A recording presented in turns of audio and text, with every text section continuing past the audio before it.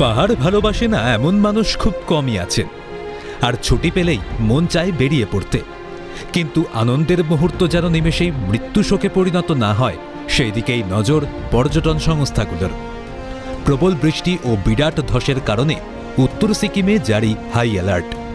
ভ্রমণ পিপাসুদের জন্য বাড়তি সতর্কতা অবলম্বনের বার্তা সিকিম সরকারের। প্রয়োজনে বর্ষার মরশুমে ভ্রমণ থেকে বিরত থাকার কথা বলা হচ্ছে পর্যটন সংস্থা থেকে বিশেষজ্ঞদের তরফে।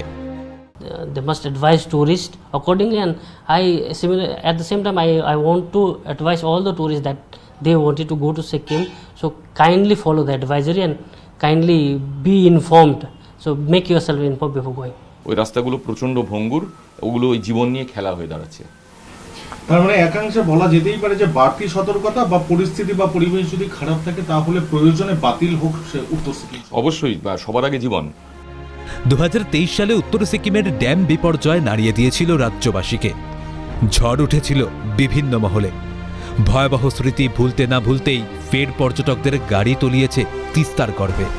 সূত্রে খবর নিখোঁজ 8 পর্যটকের পরিচয় জানা গেলেও উদ্ধার করা সম্ভব হয়নি। এদিকে সামান্য বৃষ্টিতেই রুদ্ররূপ ধারণ করেছে তিস্তার নদী। তিস্তার প্রবাহে ভেসে যাচ্ছে বেলি ব্রিজ থেকে রাস্তা। এই পরিস্থিতিতে ব্যাঙের ছাতার মতো গজিয়ে ওঠা পর্যটন সংস্থাগুলোর ওপর সিকিম সরকার রাশ টানলেও বিড়ম্বনা বাড়াচ্ছে সামাজিক মাধ্যমগুলি। বিভিন্ন পোস্ট দেখে কোনো রকম পরিকল্পনা ছাড়াই উত্তর সিকিমে পাড়ি দিচ্ছেন পর্যটকরা। সেক্ষেত্রে থাকছে বিপদের আশঙ্কা। কাজেই বর্ষার সময় বাড়তি সতর্কতা অবলম্বনের পরামর্শ পর্যটন সংস্থাগুলোর। বিশেষত রাতের অন্ধকারে ভ্রমণ কখনোই নয় বলে জানানো হয়েছে পর্যটন সংস্থার তরফে।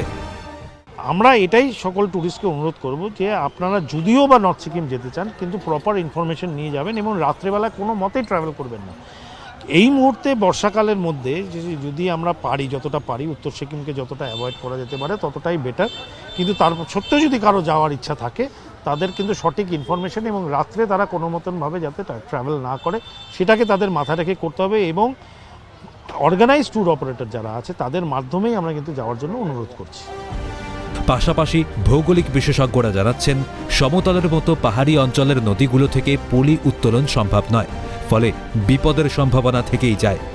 সেক্ষেত্রে বর্ষার মৌসুমে বিপজ্জনক জায়গাগুলো এড়িয়ে যাওয়াই ভালো।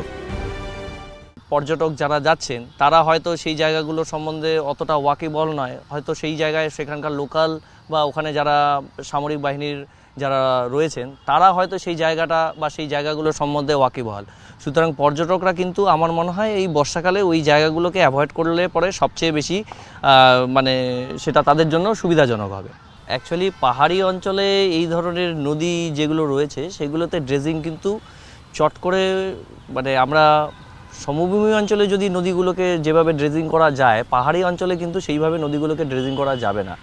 উত্তর সিকিম ভ্রমণে সরকারি অর্থাৎ পশ্চিমবঙ্গ সরকার বা সিকিম সরকারের রেজিস্টার্ড যে পর্যটন সংস্থাগুলো রয়েছে তাদের কাছ থেকে অনুমতি নিয়ে বা পরামর্শ নিয়ে তারপরেই সিকিম ভ্রমণ করুন।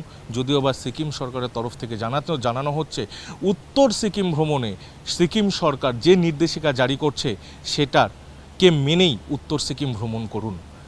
ক্যামেরায় সৌমেন্দু মজুমদারের সাথে পার্থপ্রতিম দাস, ক্যালকাটা নিউজ, শিলিগুড়ি।